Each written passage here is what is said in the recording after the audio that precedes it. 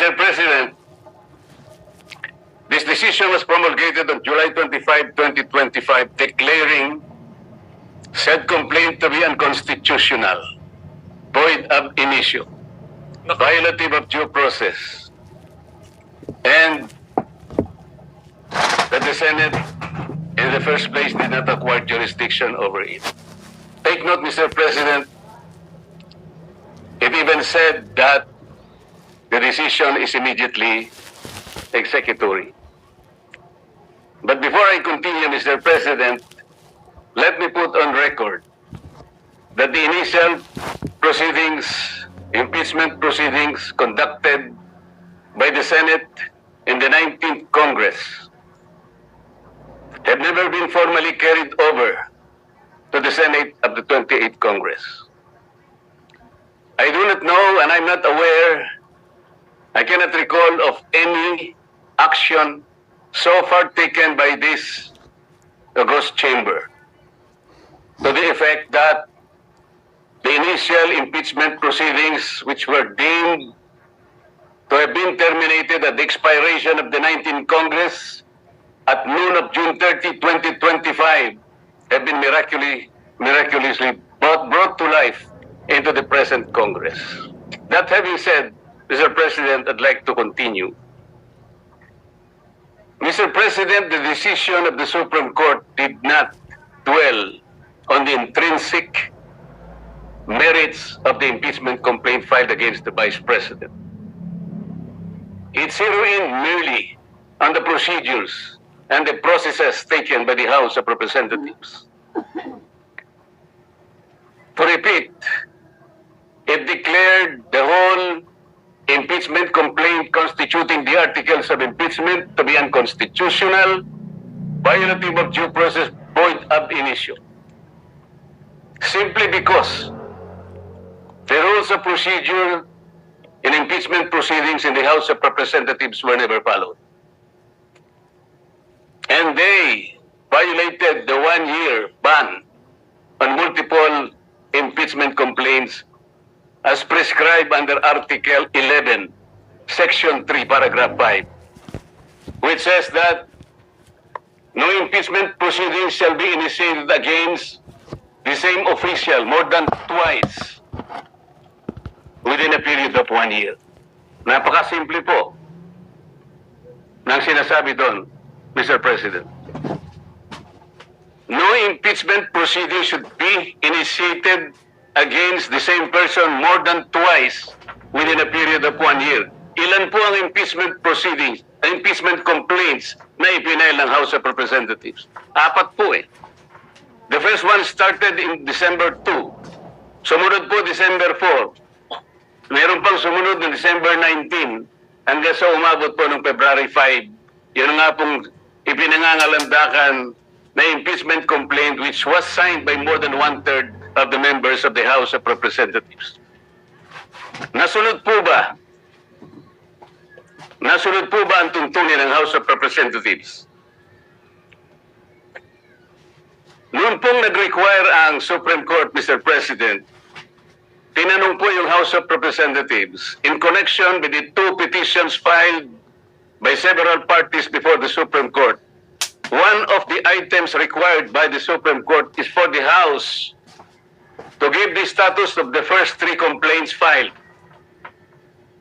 Ano po ang sagot ng House of Representatives? Yun daw pong unang 3, the one filed in December 2, December 4, and December 19 were all archived.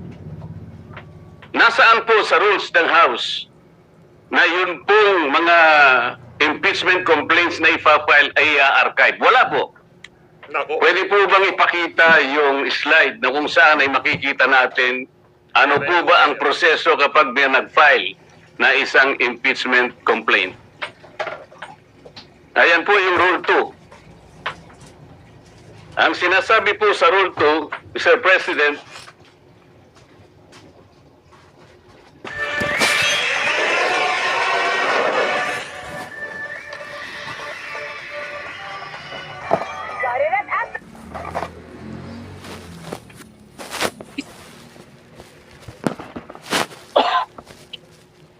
hindi sa Rule 3, sa Rule 3. Sa Rule 3 tayo. Rule 2, Section 3. A verified complaint for impeachment by a member of the House or by any citizen upon a resolution or endorsement by any member thereof shall be filed with the office of the Secretary General and immediately referred to the Speaker. Bakit hindi po nasunod ang tuntunin na ito, Mr. Speaker? Kailan po ni-refer ng Secretary General sa opisina ng Speaker yung impeachment complaint dated December 2, 2024?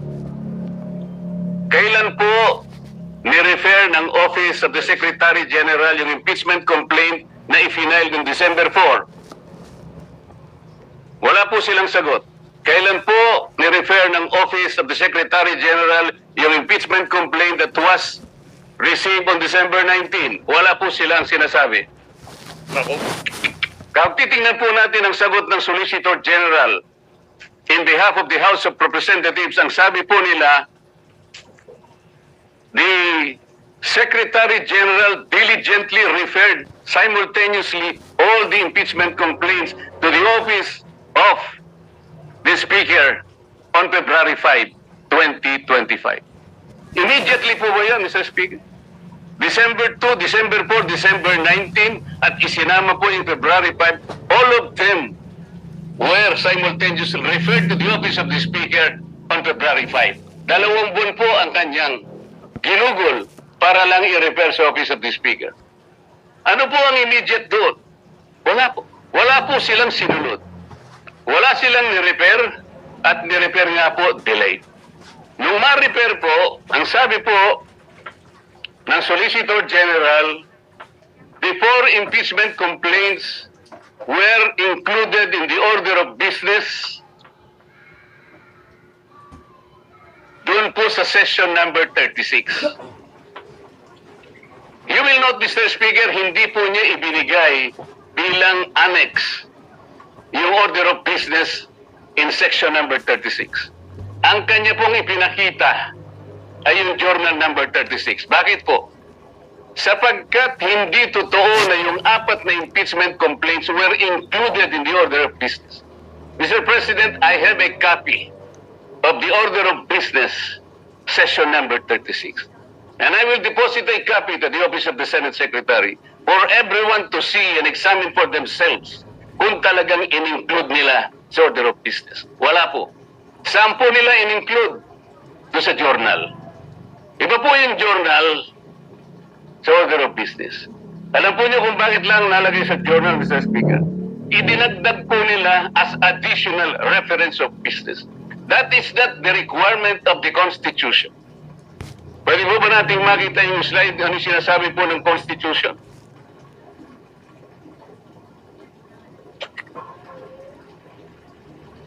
A verified complaint for